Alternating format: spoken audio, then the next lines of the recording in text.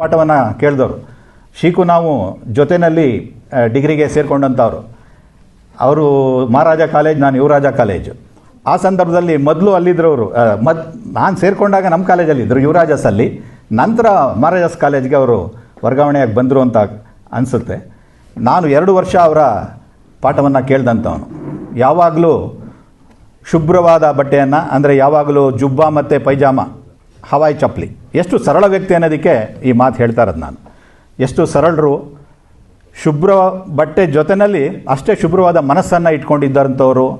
ಎಲ್ಲ ಶಿಷ್ಯರನ್ನು, ಎಲ್ಲ ವಿದ್ಯಾರ್ಥಿಗಳನ್ನು ಬಹಳ ಪ್ರೀತಿಯಿಂದ ಅಣ್ಣ ಅಂತ ಮಾತಾಡಿಸ್ತಾ ಇದ್ದಂಥ ಸರಳ ಜೀವಿ. ಜೊತೆಯಲ್ಲಿ ಭಾಳ ಅಂದರೆ ಯಾವುದಕ್ಕೂ ಆಸೆ ಪಡೆದಂಥ ವ್ಯಕ್ತಿ. ಬಹುಶಃ ಅವರು ಆಸೆ ಪಟ್ಟಿದ್ರೆ ಏನೇನೋ ಆಗ್ಬೋದಿತ್ತೇನೋ, ಯಾವುದನ್ನು ಬಯಸದ ವ್ಯಕ್ತಿ.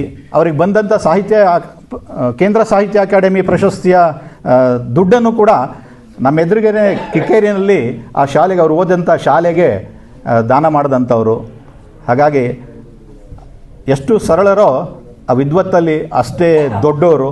ಹಾಗಾಗಿ ಅಂಥ ಒಬ್ಬ ದೊಡ್ಡ ವಿಮರ್ಶಕ, ಒಬ್ಬ ದೊಡ್ಡ ಮತ್ತು ಕವಿ, ದೊಡ್ಡ ಕವಿ ಜೊತೆಯಲ್ಲಿ ದೊಡ್ಡ ವ್ಯಕ್ತಿತ್ವದ ಮನುಷ್ಯರು.